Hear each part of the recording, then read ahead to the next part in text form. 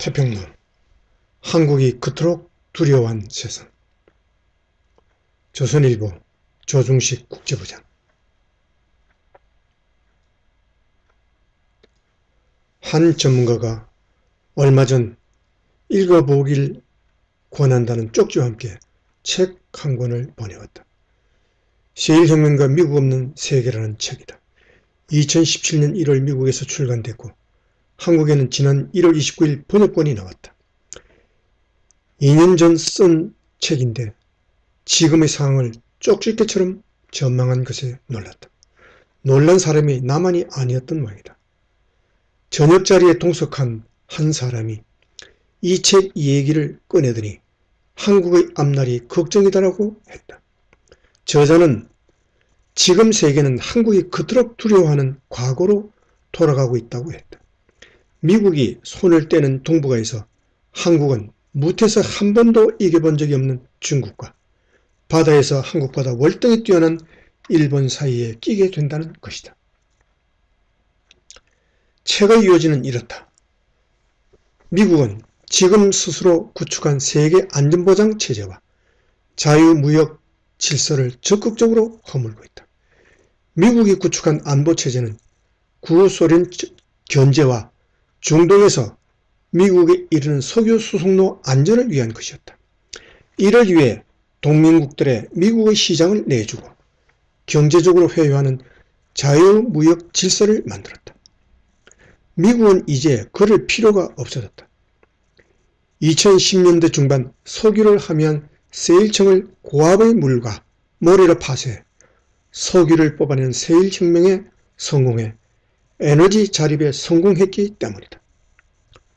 더구나 자유무역 질서로 가장 큰 이득을 보는 건 미국의 패권에 도전하고 있는 중국이다.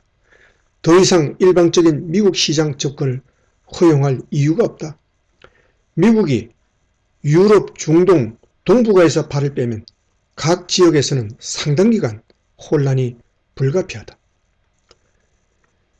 경쟁자들끼리 서로 갈등하며 혼란에 빠지는 것은 미국에도 유리하다. 책은 지역별 갈등과 혼란의 시나리오도 제시한다. 저자는 미 국무부를 거쳐 민간 정보기업 스트래포 부사장을 지낸 지정학 전략가이자 안보 전문가인 피터 자이언이다. 그가 전망한 대로 트럼프 취임 이후 미국은 유럽 동맹국들을 군사비와 무역 문제로 압박하며 나토 체제를 위협하고 있다. 중동에서는 미군을 빼기 시작했다. 미 하원 법사위는 지난 7일 석유 수출국 기구를 담합으로 처벌할 수 있는 법안을 통과시키기도 했다. 오펙 자체를 인정하지 않겠다는 것이다. 중국은 물론이고 한국, 일본, 유럽 등 동맹에도 고율의 관세를 부과하며 자유무역 질서를 뒤흔들고 있다.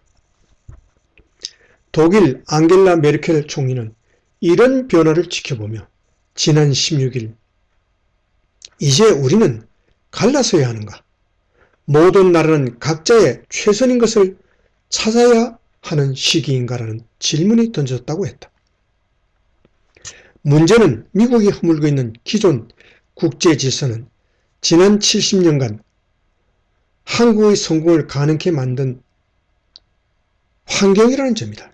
우리는 미국이 보장하는 안보체제 속에서 자유무역의 수혜를 최대한 누리면서 세계 9대 무역국, 세계 11위 경제대국으로 성장했다.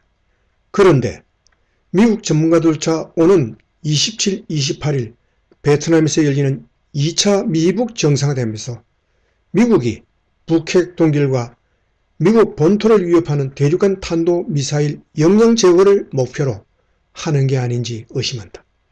미국의 안전만 확보하고 한국의 안보, 동북아 분쟁과 갈등에선 손을 뗄지도 모른다.